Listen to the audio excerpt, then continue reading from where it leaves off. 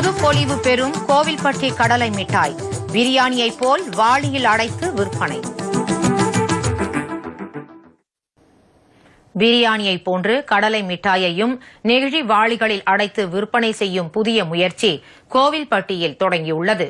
திருப்பதி லட்டு, திருநெல்வேலி அல்வா, பழனி பஞ்சாமிர்தம் போன்று கோவில்பட்டி என்று சொன்னாலே நினைவுக்கு வருவது கடலை மிட்டாய்தான்.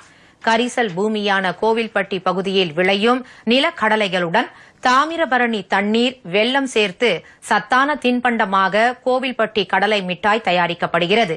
சிறுவர்கள் முதல் பெரியவர்கள் வரை விரும்பி உண்ணும் கடலை மிட்டாய் தயாரிப்பில் கோவில்பட்டி பகுதியில் 10,000க்கும் மேற்பட்ட தொழிலாளர்கள் ஈடுபட்டு வருகின்றனர். இங்கு தற்போது பக்கெட் பிரியாணியை போன்று நெகிழி வாளிகளில் கடலை மிட்டாயை அடைத்து விற்கும் புதிய முயற்சியை தொடங்கியுள்ளனர். இதன் மூலம் கடலை மிட்டாய்களை மக்கள் வாளிகளில் வாங்கிச் சென்று பயனடைவார்கள் என உற்பத்தியாளர்கள் தெரிவித்துள்ளனர். பக்கெட் கடலை மிட்டாய் அறிமுகப்படுத்தியிருக்கிறோம்.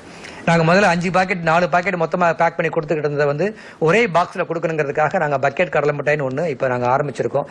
அவங்களுடைய பெயின் அவங்க அந்த மாதிரி இல்லாமல் ஒரே பக்கெட்டில் கொண்டு போகிறப்போ அவங்களுக்கு இன்னும் வசதியாக இருக்குன்றதுக்காக அதை நாங்கள் இப்போ கோவில்பட்டியில் முதன் முறையாக இந்த கடலை மிட்டாயை பக்கெட் கடலை மிட்டாயை நாங்கள் அறிமுகம் பண்ணி அதை கொடுக்க ஆரம்பிச்சிருக்கோம். வர மே 9ஆம் தேதியிலிருந்து அது மார்க்கெட்டில் சேல்ஸுக்கு வருது.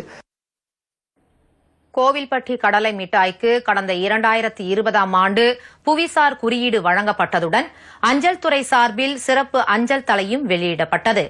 மருத்துவ குணம் கொண்ட கோவில்பட்டி கடலை மிட்டாயை தமிழக அரசு சத்துணவில் சேர்க்க வேண்டும் என்பதே கடலை மிட்டாய் உற்பத்தியாளர்களின் கோரிக்கையாக உள்ளது.